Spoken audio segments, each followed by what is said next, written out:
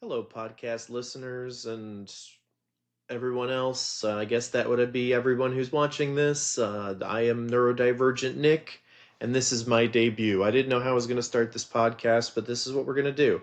I was supposed to do a podcast today as a guest, and it's it's funny.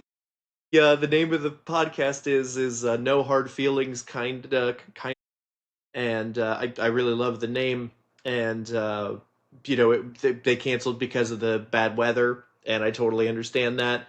But obviously, it's frustrating. So when I come on, if she says anything about that, I'm gonna no hard feelings, kinda. Yeah, maybe that'll be a funny joke. But yes, I am neurodivergent Nick. I'm on 10 milligrams of edibles, but I this is more neurodivergent Nick than high Nick, um, because I've determined what we're doing here. This is neurodivergent Nick's haircuts, okay? Neurodivergent Nick wants to fucking enjoy life and not feel like he's impositioning people or looks silly or whatever. But well, actually, I'm sorry. Nick Pagano wants to do that. Neurodivergent Nick is gonna do that, okay? Neurodivergent Nick is gonna do this podcast where he's not gonna apologize for what he says. He's going to share what he feels he needs to share because he's learned his boundaries. Okay. I'm not going to share everything, but I'm going to share plenty. I'm going to talk about things that most people don't talk about. I'm going to talk about neurodivergency. I'm going to talk about, uh, I'm just going to talk about my life, my brain, my emotions, my experiences, my beliefs, my concepts. I want to help make the world a better place. Why can't I? I'm some guy with a brain who has some ideas about making the world a better place. Why don't we start talking? And maybe some people can say, yeah, there is some merit to this, or no, this is bullshit. You know? I've talked to people about my rules before, but nobody sees them because I don't know how to market this shit. I don't know how to do all that bullshit, and I'm never gonna. I'm just gonna sit here, record a podcast, and I barely recorded this. I was sitting here listening to heavy metal, and NA came on by Bring Me the Horizon. Shout out Ollie Sykes, for being an amazing influence on my life because you are right now, trying to figure out what to tell my fiance in a cameo that I paid for as an anniversary present because we're fighting and you're her most important person. And I'm still trying to figure it out. You know, that might work, and I still might decide that the way she treats me is untenable. And she's not abusive. But she has her own demons and she has her own wants and needs. And sometimes our wants and needs don't line up. And she's gotten to a good place, and I think I've been a help in that. But I've gotten her to a place where she doesn't like me anymore, and that sucks. Really, really sucks because she's my favorite person. And so she has taught me the importance of, because I've learned this after, but it's too late now, apparently. But she's taught me the importance of recognizing what you don't say, you know? Because I was always, when I would talk as an autistic, because that's how I view myself, I would just say whatever was on my mind. And you're not supposed to do that. You're not supposed to say the weird stuff that's in your mind because then that freaks people out and makes people uncomfortable and whatever. But now the stuff on my mind was trying to fix people's trauma and help them with their emotions and everything. And that's the exact opposite of what my fiance wants out of life. She wants to listen to heavy metal music that talks about emotions, but not talk about them herself. And I understand that, and I've come to, accept that. I can be okay with that. I don't know if we're gonna last. But anyway, I was listening. The NA came on, and I was gonna listen to it. And then I was like, yeah, maybe I can record something. And then as soon as I turned it on, I started recording, and here we are, 4 minutes later. This is my podcast. I open my camera, I push record, and I say what's on my mind. And in an hour, I'll forget everything I've said. That's my life. I don't know if there's a value to that. I think there is. I can look at things, unbiased. I forget to hold grudges. I've met many people who I meet, and I'm like, you're a snake. And then they start treating me like a nice person. I'm like, oh, I was wrong. And then they fuck me in the ass later, and I'm like, oh, yeah, you were a snake. Yeah, I remember thinking that. And then I convinced myself you weren't. That was dumb. So I've learned that throughout my life. But I'm a very trusting, nice, kind, genuine, honest person. in my opinion, and in other people's opinion that have told me that. But where's that gotten me in life? Very, very little. It's gotten me, taken advantage of. It's gotten me disrespected. It's gotten me low self-esteem. It's gotten me to where I second guess everything I do.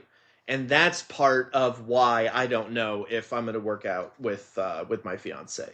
We've been together 9 years, and this year, after I went through some shit and became neurodivergent Nick and tried to figure out who neurodivergent Nick is, and now he's a podcast fucking personality. Okay, he is the guy who actually says what's on my brain. Okay, I can't do that in real life unless we don't work out and maybe I find somebody new.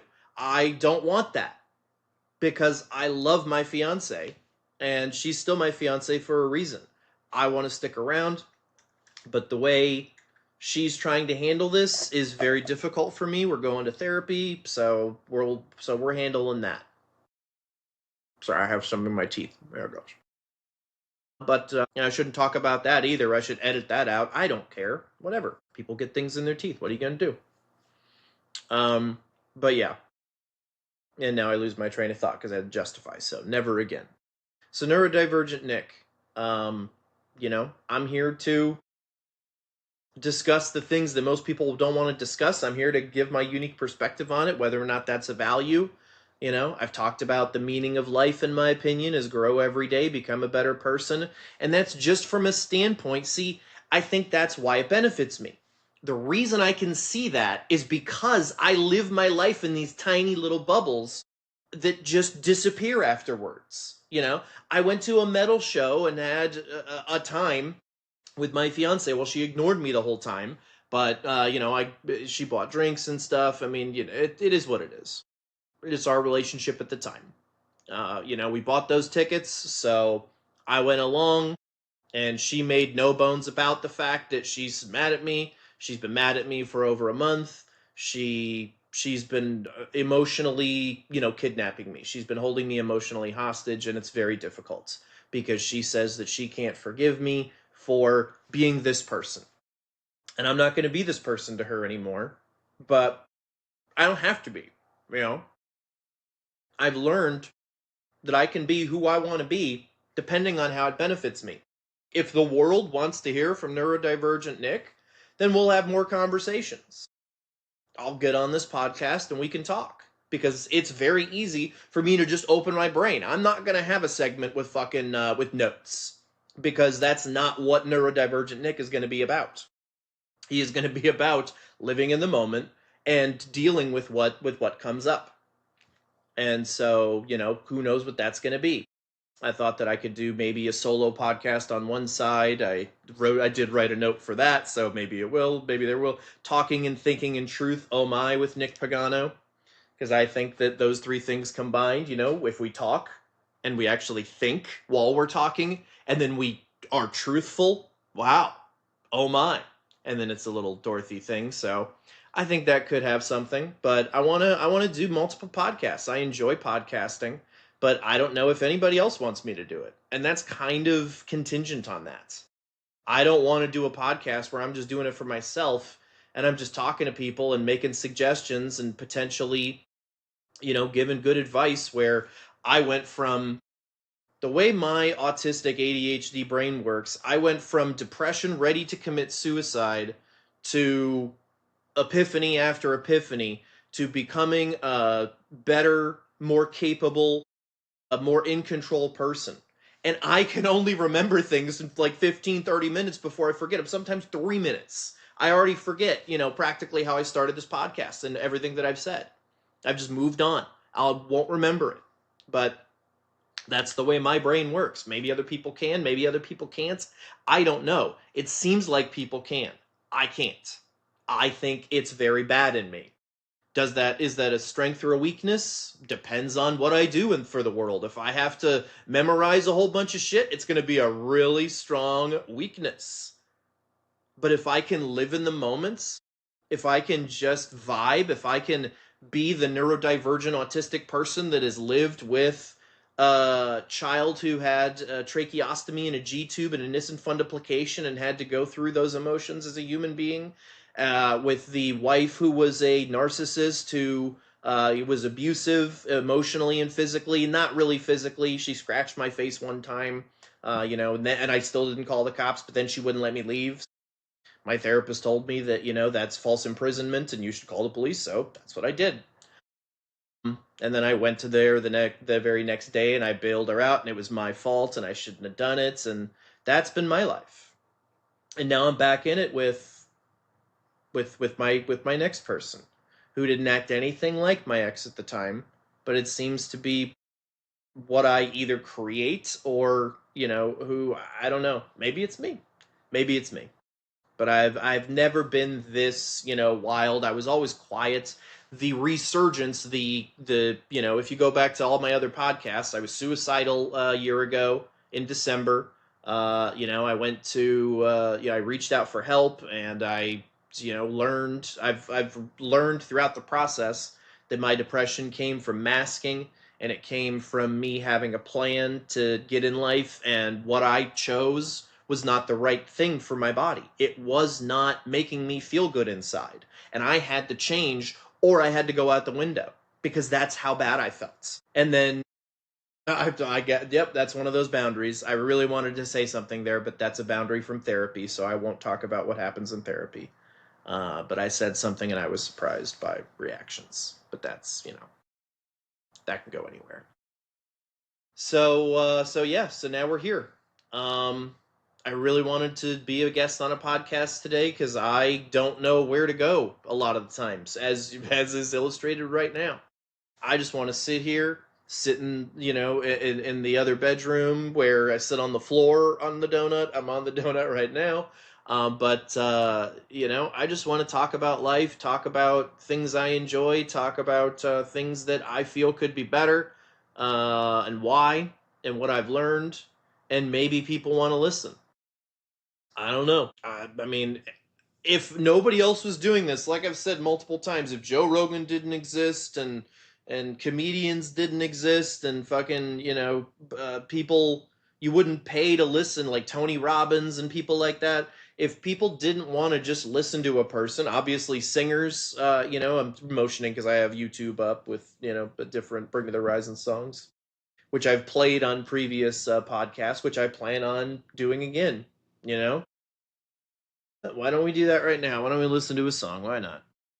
That's what I want to do. I want to listen to a song, and I don't even have to play it because it'll come out. It should come out of the thingies. Yeah. I'm uploading a video. Oh, does it say? Is it done? Oh, this is closed. Okay, so it's done. All right, cool. Yeah, I uploaded another video, a solo one, and then one is partially blocked. Who do I want to? I don't want to search on my channel. I want to go home. I've gotten better at this. Come on. Board. Nope, that's not it. It's over here. YouTube, there it is. Yeah, just go back to YouTube. Okie dokie. Yeah. Let's listen to my boys from Memphis May Fire since I'm rocking their, yeah, let's listen to The Other Side. I wanted to listen to that. They're going to start playing this live, and this makes me so excited. I don't know if this is going to come through on the speakers. I might have to share it, and then I'll have to put in my thing so I can hear them, but it does work, I know, but the sound isn't. I like my new haircut. It's not me, but it is me. Take some adjusting. Alrighty. Can we hear it? Nope. I can't hear it. Damn it. Alright. Well, at this point, go listen to The Other Side by Memphis May Fire. It's not going to mean the same, but I'll listen to it on my thing. I don't care. And you can just hear it in the background. It might actually come through on the... Yeah, you know what? I have a good microphone now. I think I have better sound. I just paid money that I shouldn't be spending that makes Jada look even more, down on me. But I cashed out my 401k and everything. All right, what do we got? Yeah, that's right. We wanted The Other Side. See, isn't this fun? Yeah, I had Memphis May Fire up earlier. The Other Side. Jam. That's one of my favorite songs. You're supposed to stay at that level. All right, so that gets me off on a tangent, and then I can stop this. We'll see how long this goes. So, those lyrics. fighting for your life, suffering inside, taking one more breath just to survive. Okay? That doesn't hit people the same way as it hits me, because taking one more breath just to survive is a feeling. Okay, if you felt that, you know. If you don't, you're just like, yeah, you need to take another breath to live. You're not thinking about it on an emotional level. You're gasping for air because life doesn't make sense, because you struggle with whatever you struggle with, whether it's trauma, neurodivergency, whether it's, physical pain, whatever it is. You feel that in your bones because you have felt that feeling. But then it gets even better. Pain will be your guide to peace that you can't find. And I used to think it was beasts, but it's actually peace. I had to see it. It's one of those things where you get the music wrong. But pain will be your guide to peace that you can't find. It's always darkest just before the light, when you can see the other side. When you can hear songs like this and you can listen to the music and say you like it and listen to the lyrics and not wonder what you could do to get to the other side of what you've been doing, you, to me, are the neurodivergent. Because that is a battle cry. It is a wake-up call to people that have been traumatized, that have faced all these things, that, don't run away from your pain. Face it. And this is the struggle that I have with my fiance. Is that if I talk about emotions, I'm therapizing her. Is if I ask her about the feelings about a song, she shuts down. She can't discuss her emotions, and I understand that, and I've come to accept that, but she refuses to accept that I've accepted that, and she is so afraid of being held accountable of her having to face the demons, I guess. But every one of her favorite bands tells her to do so. So that's what blows my mind. So now we are in therapy, and I hope, and I'm not the only, and she's not the only one with demons. I am a very, I'm apparently an anxious, attachment or whatever it is. And I have huge attachment. I mean, look at me on the podcast. Oh, please watch me. Please like me. I'm just being me. And that's why I hope you like me, because I'm not putting on a fucking farce. I'm not doing anything that I wouldn't be doing otherwise. I'm not going, hey, look, this is NeuroDivergent Nick. Cool, look at this guy. I watched a documentary on ICP today, which was amazing. I'm not a juggalo, but I get the fucking thing. And it's called The United States of Insanity. It's on Prime. I recommend it to anybody. So good. So good. Great documentary. Shows the entire thing. Shows how it progressed into them being recognized as gang members. I remember that. And I, at the time, was under the impression that it was gang. I knew that not everybody was, but I knew that there were people that were, committing bad things, that were doing the things that they say in the songs. And, but after you watch the documentary, you're like, oh, that's what was going on. That makes a lot more sense. And that's much more logical. And yes, it is about freedom of speech. And yes, they do actually have some good songs. But yes, most of their songs are not, are not melodic. They're not very complicated. But a few of their songs, especially with some of the stuff they've been through, some of the songs they play in the documentary are great.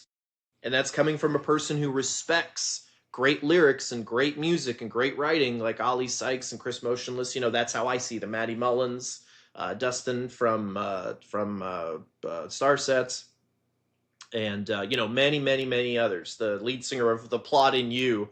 My God, I wanna do a podcast with you, because you have taken my fiance's brain that doesn't speak and put it into music, and it is astonishing.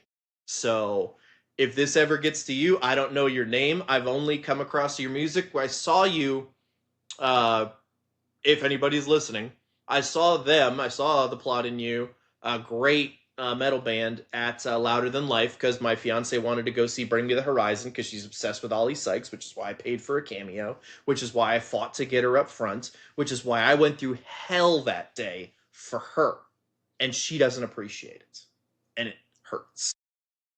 I give in relationships, and people just take. So that's how I feel.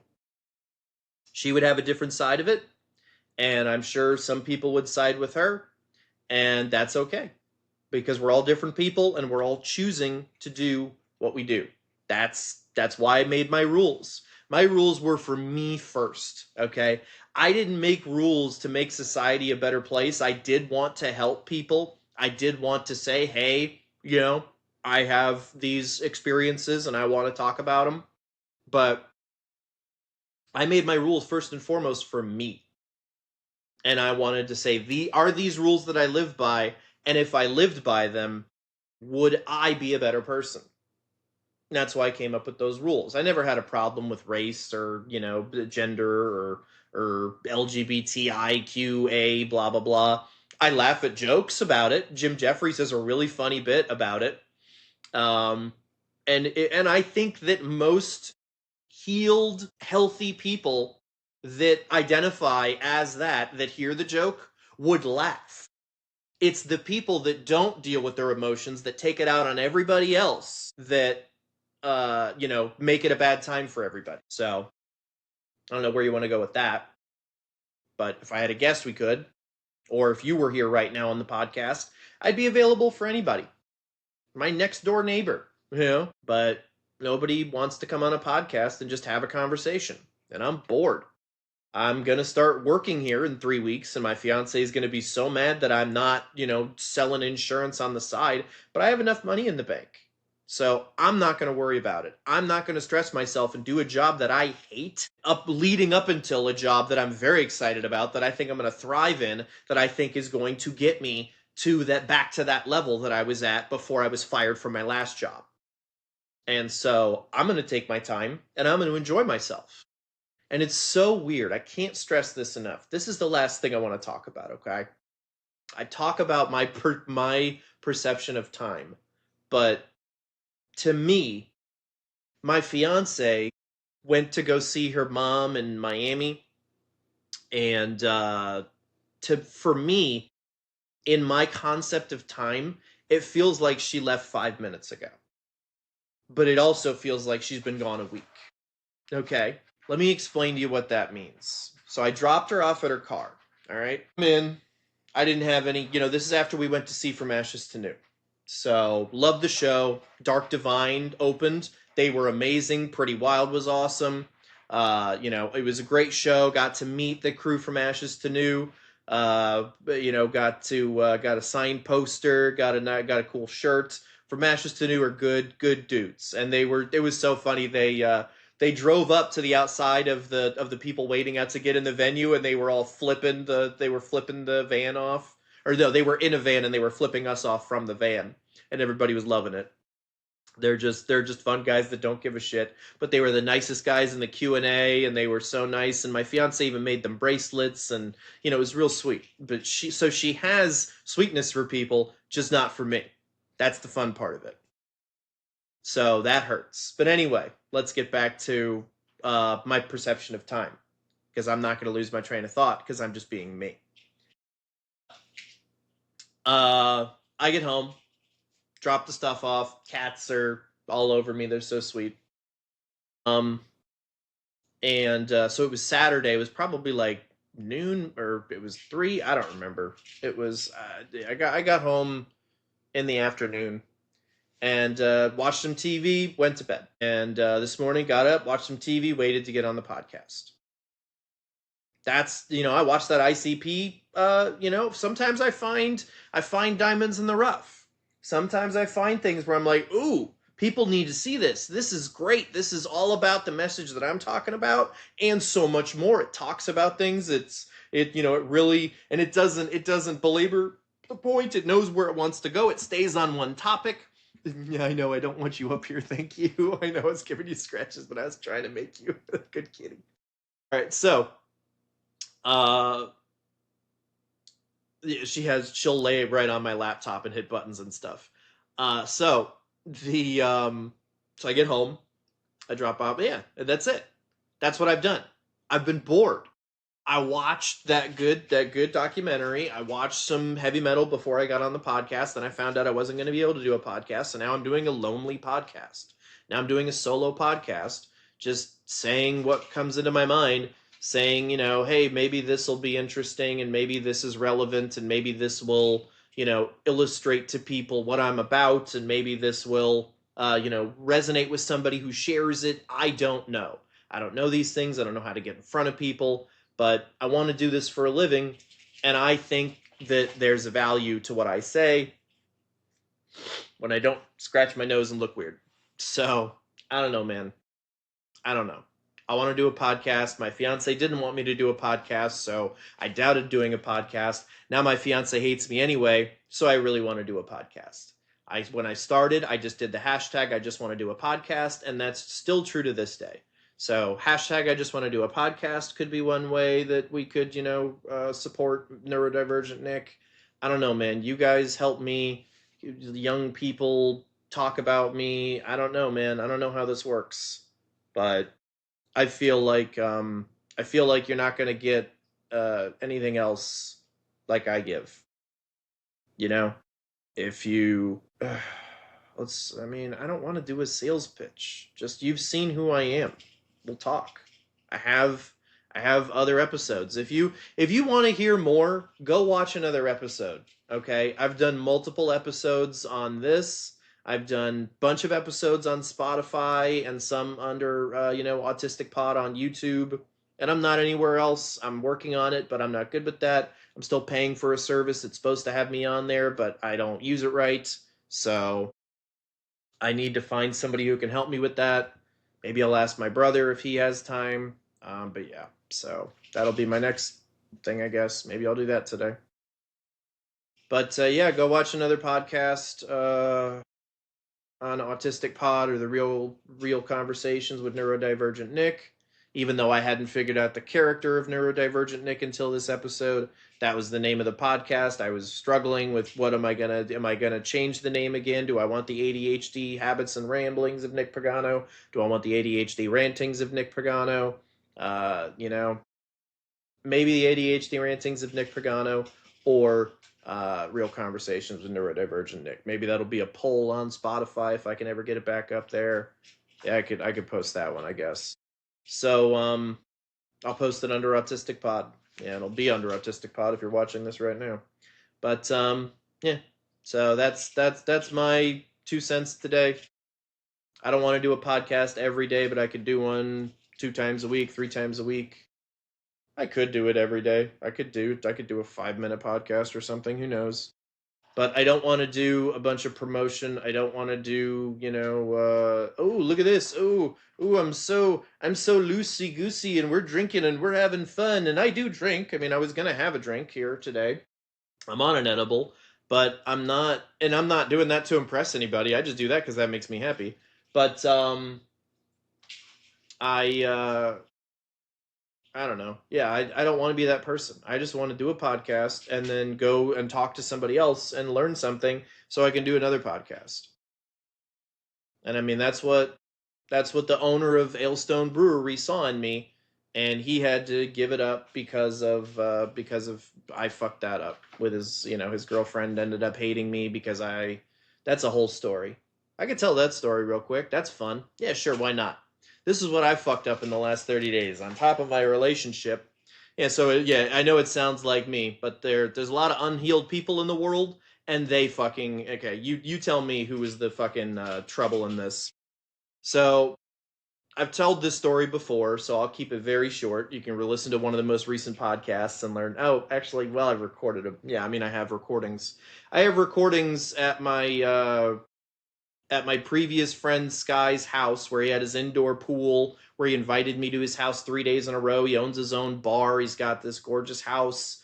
and we sat there and we, smoked. We ate edibles. We had mushrooms. Just mushroom like focused mushrooms, but we drank a whole lot, drank a lot more than I usually do. And we would just record. We recorded like a 6.5 hour podcast the first night where we talked about our emotions. He also had ADHD. We talked about music. We listened to music. We joked. He farted. He would make me laugh. He was going to be my center. And I lost him. During that night, his girlfriend came home and started yelling at us. And it's on the recording. And she was like, I don't allow you to play this. And if I ever post it, I will play it because she knew it was recording. So she has no expectation of privacy because she was She was shouting loud enough to hear for the neighbors to hear. So that's something that I've picked up from life. I'm confident in that. So if I'm wrong, sue me. I don't care. If you sue me, then I'm big enough to be sued. Whatever. But yeah. And then I went to his bar multiple nights. I helped him with his relationship. I talked with his son. I was going to do a co-host with his son. I was going to have his son co-host on another podcast because his son is amazing. Super artistic guy, really funny, really loose because he got that from his dad. His dad is just a funny everyman guy, but he had a little trauma in him because his dad is ADHD and he is just go go go. He doesn't stop, and I addressed that with him in like 3 minutes of talking with him, and he kind of paused, but he was right there. He was like, yeah, and we had a great conversation, and then I went to his bar. I paid for everybody's drinks, which got me in trouble with my fiance because it wasn't my money. Even though I spent every dime I had in the bank, which was a lot, I made more money than her last year. So all of these problems, we're not going to get into all of that. But that's been a big issue that she's held against me because, I just spent my money not worrying about it, not having things down the middle, just spending because I knew if I ran out of money that she would just see that I'd spent all my money because it was our money. But no. Now it's just her money, even though she does spend money on everything that we need, all of the extracurriculars. She's not holding it over me. She's not asking me to pay rent. So it's reasonable, but it's still frustrating. I've apologized for it, etc., etc. But yeah, in the crowded bar, I was talking to people, like recording them and, letting them know that we were recording, and Sky was okay with that and I was okay with that. And then I started talking about, my suicidal thoughts, and immediately nobody wanted to talk anymore. And there's two ways to take that. Okay. Maybe I was the person who was out of line, but I bought you drinks. I've been through stuff. Why couldn't you just listen? Because it makes you uncomfortable? How do you think it makes me feel? Maybe I want to talk about it because I want to feel like I'm not alone. Maybe I want to talk about it because you can learn something about a friend or family member who feels that way. But no, you just shut down and you stop listening. So that's what this podcast is about fucking being a voice for those people who find it difficult to articulate their words sometimes. Because I think I'm pretty good at that in the moment. If you bring me a topic like this right here, I can fucking talk about it with some goddamn passion. Because that's how I feel. And so I might lose my train of thought there, but I said what I wanted to say because I had to justify it again. So again, I'm not going to do that anymore. But I can remember the basics, obviously, because I'm neurodivergent and because I'm always lesser than. I'm always on the outs because I don't act like you. Why is acting like you so good? Why can't I act like me? Why can't I be a little silly, a little fun, a little random, and you and as long as I'm not in your face, as long as I'm not doing anything, but everybody has a fucking problem with it. Everybody says that, well, this isn't okay, you can't do that, da da da da da. And it's just been my whole life. And so then I masked, and I masked for my whole life because I felt like nobody cared about me. And now that I'm unmasked, nobody cares about me. So, it really doesn't make a difference, but I feel better about myself.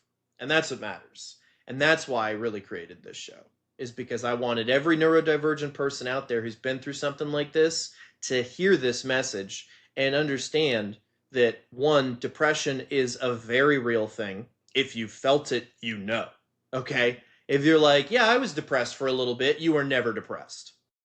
Because when you feel depression, it is all encompassing. It is just something that you there is nothing else in the world. All there is the depression and you slogging through the day. And I was depressed for 40 fucking years, never knowing it. But it came to a head in 2024 when things started going bad at work and I started being disrespected and unappreciated for being the top writer there multiple years and just continuously fucking taken advantage of and targeted. Basically at the end I was targeted. They wanted me gone because even though every single salesperson respected me and even though when they fired me literally nobody understood why, yeah, so that, basically. The first person, this made me feel really good. The first person who reacted when, because my fiance still works at the company, so obviously I was removed from everything, but I could still see the Slack channel where because she showed me that, she never shows me anything, and I don't really care what they're doing.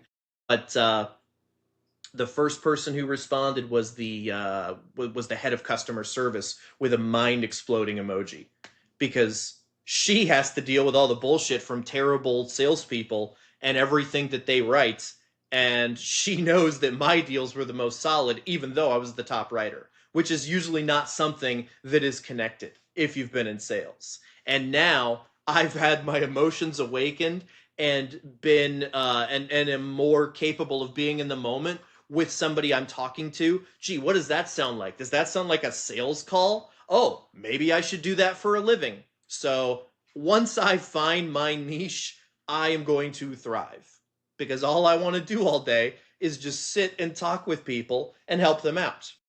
And so sometimes you talk to some douchebags, and if you talk to too many douchebags, it brings you down. That's why I don't do outbound calls. It has to be inbound, et cetera, et cetera. This is all doesn't matter. But this is me. This is who I am. That's Nick Pagano. So NeuroDivergent Nick gets on here and he talks about, so it's very infrequently, if I can help it, Donald Trump. But I want to talk about movies, TV, heavy metal. I want to talk about, feelings, emotions, trauma. I want to talk about neurodivergency. I want to talk about people's lived experiences. I want to talk about people's brains. I want to talk about weird things, because that was one thing that Sky really, really surprised me with, is he had some conspiracy theories that were a little, like, not conspiracy theories, but he was big on like auras and these sorts of things, and it kind of opened my mind to things a little bit, that I was a little too regimented, because science explains a lot of things, but we don't know everything. We're always finding out new things, and we're finding out that there are, there literally is something that's given off by the human heart, and that it's discernible by science now. And people used to swear that, and those were empaths. Those were people that had that part of their brain tuned in. That's what I want to talk about. Urgency and everybody's brain is, I said this on the last podcast, but I didn't really specify it. It was kind of a random thought. There is no two meetings of the same brain in the world. Okay, with what we know about the brain now, you take a grain of sand, it has like 80,000 neurons or something. That's a different ability and thought and presentation. You look at your DNA in your brain that makes you who you are, and one DNA can decide if you have an arm or not. It's everything that can occur. We're all different. Get over yourself. What you do is not what everybody else should do. Okay? That's why I'm not telling everybody, I'm not telling neurodivergent people, you need to do this, you need to do that. I'm saying every single person in the world should be a kind person, should respect people, and should respect themselves. That's what my rules come down to. And how do you do that? You grow. You practice compassion and self-accountability. Labels don't define you. You distance yourself from violent, ignorant, selfish people because they're always going to be there. And I'm trying to determine if I was going to marry one. I know I did before, and that's so fun. You want to hear about getting taken advantage of? I married my ex-wife because we'd been together for like a week or so, maybe even less. I mean, we worked together for a while. I knew her. But we've been together for a week or so, and then she was in danger of being, deported because she was from Scotland. And so I married her for real, with no prenup. That's how smart I am, and how giving I am, and how much I can be taken advantage of. But to be fair, she could have been worse. I don't think that she did anything out of malice. I just think that she has neurodivergency in the form of narcissism. And that is a form of neurodivergency, and it is not her fault. But I didn't have to hang around her. I didn't have to have a child with her. And we did, and I don't regret it, but it was not the best of times. So that's that. There's another peek into the life of Nick Pagano. So now I'm kind of winding down, so we'll call it. Like I said before, if you want more, watch another episode. I'm going to go listen to some music and have a good Sunday. Maybe do a little cleaning before my fiance gets home so she can't complain that I'm useless. Even though I've been doing a lot of cleaning recently. This doesn't make up for, you being depressed and lazy for the last 8 years, and fucking, or 9 years or whatever it is. So, yeah. It's a fun time. And she doesn't like my new haircut either. She thinks it looks like military. But I think I look good. I'm proud of myself. I've been taking care of myself. I've been working out a little bit. I've been trying to be healthier about my choices, not just in what I eat, but in what I consume and what I look at and what I want to watch. That's why I watched that documentary and why I plan on watching a few other documentaries I saw. I saw one called The Red Pill, where a feminist goes in and finds out that the whole men's rights movement isn't what she thought it was, and it looked really interesting. It was on Amazon, so I'm looking forward to watching that. But yeah, I just want to have conversations with people, have a fun time. Hopefully my voice sounds good because I bought a super expensive microphone because I know that's important, apparently. So I haven't even listened to this. I don't know if it sounds different or not from what my headset used to be. But yeah, that's where we are. And then I got 3 podcasts I'm doing next week. I've got one guest spot somewhere, sometime. I don't know when. But I got like Monday, Wednesday, Thursday, I think, next week for my podcast. So that'll be fun. Some more real conversations, and maybe I can post the old ones. I did post one today. I'll try to post more. And yeah, I just want to be in here. I want to be part of the conversation. Who wants to talk with NeuroDivergent Nick and talk about their emotions, talk about some traumas, talk about things that might and that would be your call. We don't have to talk about that. I think it would be beneficial, and you might cry if we talk about that.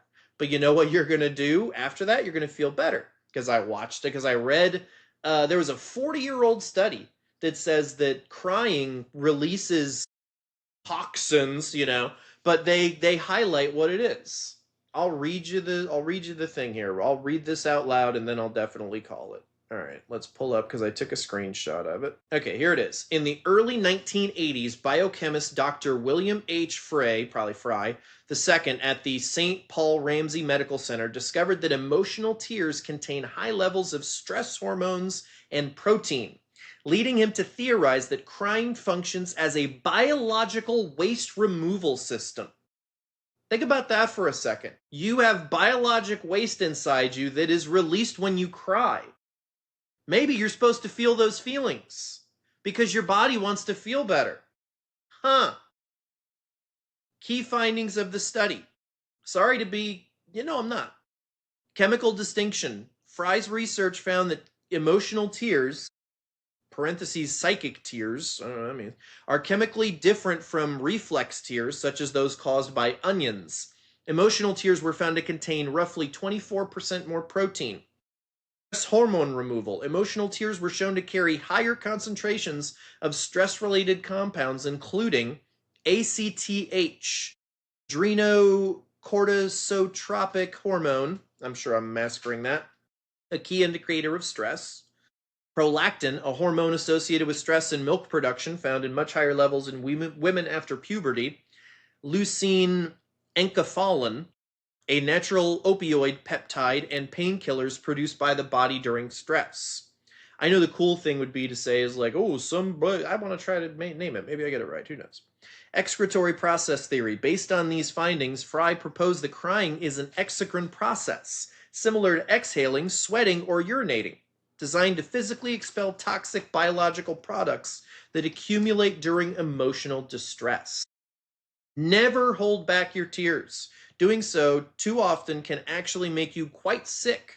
The process of releasing emotional tears was created in you to actually help you feel better. I'm so glad that I didn't end it, because that was something that I learned today that helped me grow, that showed that everything I've been doing, while I didn't understand it, has been benefiting me.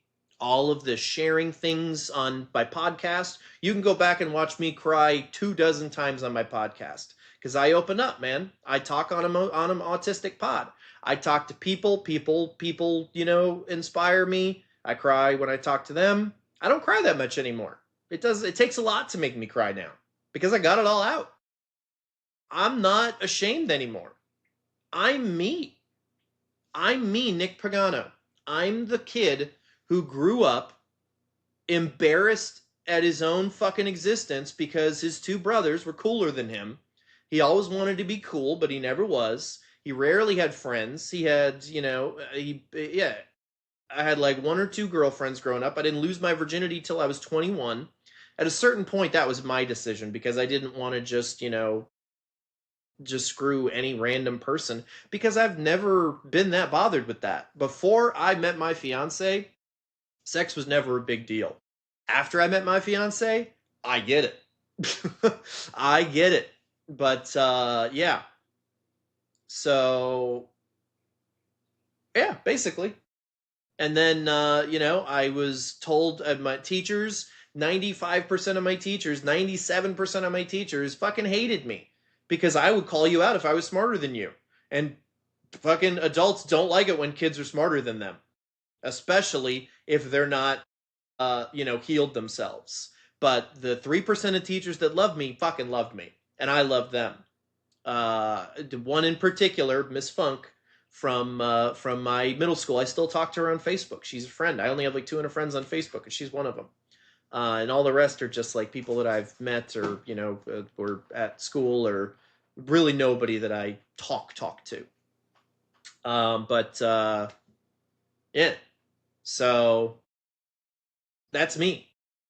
And I'm not ashamed of who I am, who I've become, and who I'm becoming, because I grow every day, because I follow my rules. And that's why I tell people that if you're lost, if you find yourself lost during the day, or if you find yourself frustrated with your life, or if you find yourself wondering what it all means, or struggling with depression, or wonder why you end up sabotaging things that you love. Gee, I don't know who I could be referencing with that.